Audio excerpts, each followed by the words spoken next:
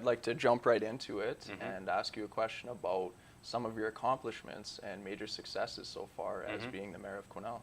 Great. Well, it's been a very busy 2.5 years into a 4-year mandate. So this council is the first time that we've had 4 years to work. And I think it makes a big difference because it allows you to settle in and to do more things over a longer term. The first thing that we did as a council was make sure that the community was fiscally sustainable. So we really had to dig into the budget. The budget actually hadn't been looked at on a line-by-line basis for a very long time. And council, previous councils had mostly managed to try and do zero tax increases instead of actually looking at what was happening in the community. And so I inherited a $2.4 million annual infrastructure deficit. So we were underfunding our core infrastructure, roads, sidewalks, water, sewer, all the things that you need in order to build a community by $2.4 million a year, and that was accumulating.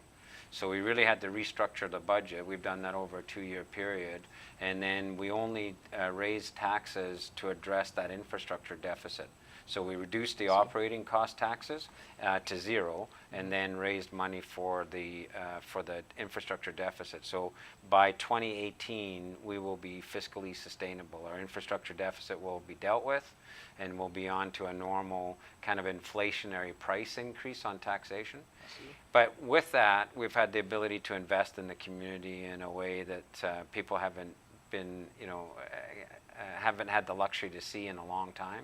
So we're building new playgrounds, we've caught up on our road program, we're putting in a new water system.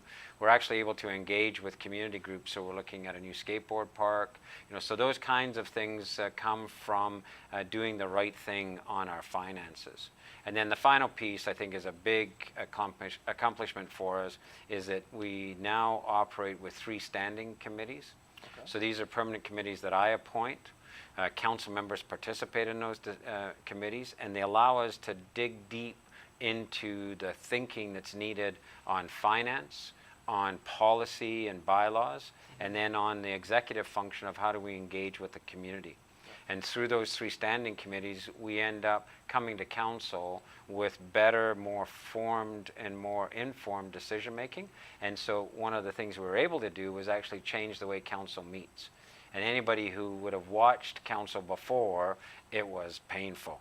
And it took forever to get around to actual decision making, and it took you too long to make decisions. Our council meetings are now business meetings. There's no history lessons, there's no drama, there's no politics. We get to the brass tacks, we get a decision in front of us. My expectation, council members have informed themselves so that we can have a dialogue about it and then make a decision, and it's allowing us to make decisions much faster. Much more efficient approach, more business-like. Absolutely. Yeah, oh, that's excellent. Great to hear. So after 2 years of being the mayor of Quesnel, how do you feel that your perspectives of the city have changed? I know that you've been a resident for over 30 years now, so from the perspective of a change maker, a decision maker in the community, how would you say that your views have changed? Well, that's a great question. I think one of the interesting things about being engaged at the political level, I was the MLA here for 2 terms before running for mayor, but at that level you're basically playing politics. It's the parties fighting with each other, and the actual decisions are made at the cabinet table or in the premier's office. Stepping into the mayor's office, you quickly realize that you don't have all the resources that you need. You don't have all of the ability to get to consensus on all the decisions you have to make, and so everything becomes a balance. And from a community perspective, the diversity of opinions on any issue is pretty broad, right? As an example, I'm not a motorized person, so when I think about using trails or getting out into wilderness, I'm on my feet, I'm running, I'm skiing, I'm cycling, or I'm on my kayak. One of the things you have to realize is there's a whole section of our community that are on their ATVs, they're on their motorbikes, or even on their horses. So you really have to sit back and say, what's the broader context in the community? That goes the same for demographics. So we have an aging population, and pretty dramatically, we've got a very large older demographic, 60 plus, 65 plus, etc. You could easily start shaping your policies for that group, but then you don't realize that the group that serves them, that's going to meet their needs, is going to be their nurses and their doctors and their physiotherapists and the teachers of the grandchildren. You have to balance what you're doing in the community, so you don't put all your resources into the older demographic, and then you can't attract and retain the younger demographic that serves the older demographic. Absolutely, that's a balance. So it's absolutely, I always think that's the one thing, if you're just a resident, you have the luxury of thinking about what your needs are and what you would like to see in your community, and then advocating for that. When you're sitting in the mayor's chair or in council, you have to think about everybody's needs, and you have limited resources with which to try and balance meeting those needs, and that's our perpetual challenge. Interesting. So you're describing that from a mayor's perspective, you have to represent more ideals, more personalities, more people in the community than Well, and you have to be willing to be open to divergent views, right? Absolutely. If I went mountain biking this weekend on a trail that one set of trails had been blown out by horses, and another set of trails had been blown out by motocross. So, if I was only a mountain biker, I could just curse and swear and say, those damn horseback riders or motocross riders. As the mayor, you got to step back and say, okay, how do we facilitate using this piece of land so we can accommodate the horse riders, we can accommodate the motorized, vehicles, and protect the mountain bike or the trail running trails as well. So you don't have that luxury of just saying, I'm going to advocate for mountain bikers only. You've got to sit back and you've got to think about how you get everybody's needs met as much as you can. Yeah, no, I hear you on that. And in terms of sustainability, I think that balanced approach definitely ties in quite well as well. So absolutely. In terms of your time as the mayor, what are some real changes, some specific sort of talking points that you are especially proud of? Well, I think one of the most fundamental changes, independent of what we've done on the budget and how we make decisions as a council, has of course been our branding initiative.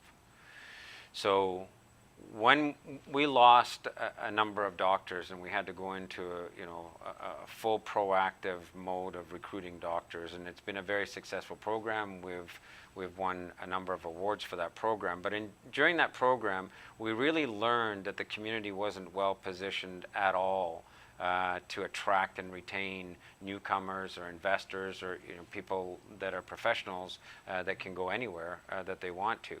So we embarked on a rebranding initiative that said, okay, how do you respect the heritage that we have in mining and in forestry and in the extractive industries that the community was based on, while you move into the 21st century that recognizes that's not what people are looking for in a community. So it's not smokestacks, it's not big manufacturing centers, it's not logging trucks going all over the place. That used to be the sign of wealth. The sign of wealth in a healthy community now are bike and commuter trails, the ability to accommodate mobility devices for seniors, accessible businesses in your downtown core.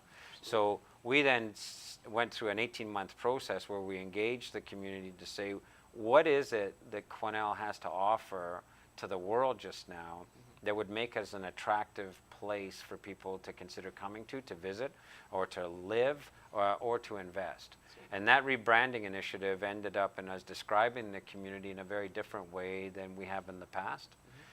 And so we're still investing. We're investing in the Hudson's Bay building. We built a new water wheel at the Riverfront Trail and the walking bridge. We're investing in the museum again this year. So we're not abandoning our heritage, but we're now trying to promote the community as an affordable place to live. For anybody to be able to live here, it's affordable. Sure, it's accessible in terms of housing. You can own a house here that you can't own in many other communities. In fact, most communities around the province or in Western Canada. Yeah. And we also want to be known as a fun place to live. And at the end of the day, because of Mount Pine Beetle, because of the annual allowable cut coming down, we also want that counter message that we are a thriving, sustainable community. So our branding captures that, and I'd say that's going to be one of the most significant transitions. New flag, new logo, new color scheme, new advertising program. But I still get people. I had one this week, an older gentleman that grew up here, they're third generation here, who wanted to see the gold pan put back on our city trucks because we've taken them off, and, didn't like that we had now marked out bike lanes on our streets. As far as he was concerned, bikes don't have rights to the road, cars are the only ones. So you still have to work. We never came to agreement. I knew at the beginning of the meeting we wouldn't come to agreement.